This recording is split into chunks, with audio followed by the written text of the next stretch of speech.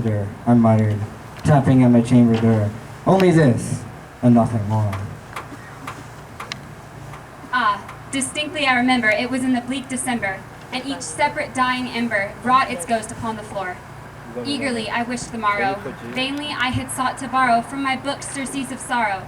Sorrow for the lost Lenore, for the rare and radiant maiden whom the angels name Lenore, nameless here forevermore. And the silken, sad, and certain rustling of each purple curtain thrilled me, filled me with fantastic terrors never felt before, so that now, to still the beating of my heart, I stood repeating, "'Tis some visitor entreating entrance at my chamber door, some late visitor entreating entrance at my chamber door. This it is, and nothing more." Presently my soul grew stronger, hesitating then no longer. "Sir," said I, "or madam, truly your forgiveness I implore. But the fact is, I was napping, and so gently you came rapping, and so faintly you came tapping, tapping at my chamber door, that I scarce was sure I heard you. Here I opened wide the door, darkness there and nothing more." Deep into that darkness peering, long I stood there wondering, fearing, doubting, dreaming dreams no mortal ever dared to dream before. But the silence was unspoken, and the darkness gave no token, and the only word there spoken was the whispered word Lenore. This I whispered, and an echo murmured back the word Lenore. Merely this and nothing more. Back into my chamber turning, all my soul within me burning. Soon again I heard a tapping somewhat louder than before. "Surely," I said, "surely that is something at my window. Let me see what thereat is, and this mystery explore. Let my heart be still a moment, and this mystery explore. 'Tis the wind, and nothing more."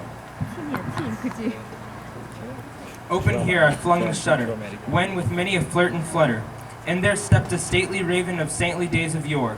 Not the least obeisance made he, not a minute stopped or stayed he, but with mien of lord or lady, perched above my chamber door, perched upon a bust of Pallas just above my chamber door, perched and sat, and nothing more.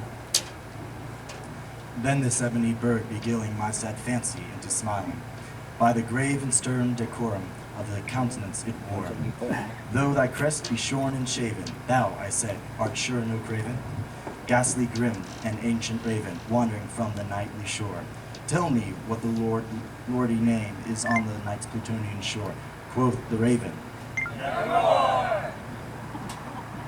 Much I marveled this ungainly fowl to hear discourse so plainly, though its answer little meaning, little relevancy bore. For we cannot help agreeing that no living human being ever yet was blessed with seeing bird above his chamber door. Bird or beast above the sculptured bust above his chamber door, with such a name as Nevermore.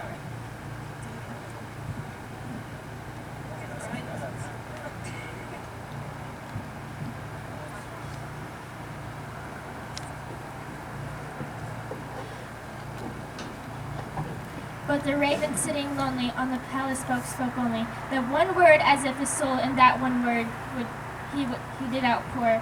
Nothing further than he uttered, not a feather than he fluttered, till I scarcely more than muttered, "Other friends have flown before. On the morrow he will leave me, as my hopes have flown before." Then the bird said, "Nevermore." Startled at the stillness broken by reply so aptly spoken, "Doubtless," said I, "what it utters is the only stock in store. Conference on unhappy master whom a merciful disaster followed faster, till the song's one burden bore, till the dirges of his hope that melancholy burden bore, of nevermore." But the raven still beguiling all my sad soul into smiling, straight I wheeled a cushioned seat in front of bird and bust and door. Then upon the velvet sinking, I betook myself to linking fancy unto fancy, thinking what this ominous bird of yore, what this grim, ungainly, ghastly, gaunt, and ominous bird of yore meant in croaking, "Nevermore." This I sat engaged in guessing, but no syllable expressing, to the fowl whose fiery eyes now burned into my bosom's core. This and more I sat divining, with my head at ease reclining, on the cushion's velvet lining that the lamplight glittered o'er, but whose violet lining with the lamplight gloating o'er. She shall pass, ah, nevermore. Then, methought, the air grew dense, perfumed from an unseen censer, swung by the seraphim, whose footfall tinkled on the tufted floor. "Wretch," I cried, "thy God has lent thee, by these angels he has sent thee, respite and nephrine from thy memories of Lenore. O quaif this kind Nephren, and forget this lost Lenore. Quoth the raven, Nevermore. Prophet, said I, thing of evil, prophet still if bird or devil. Whether tempter sent or whether tempest tossed thee here ashore, desolate yet all undaunted on this desert land enchanted, on this home by horror haunted, tell me truly, I implore. Is there Galm in Gilead? Tell me, I implore. Quoth the raven, Nevermore. Prophet, said I, thing of evil, prophet still if bird or devil, by that heaven that bends above us, by that God we both adore. Tell this soul with sorrow laden, if within the distant Iden, it shall clasp a saint maiden with whom the angels name Lenore.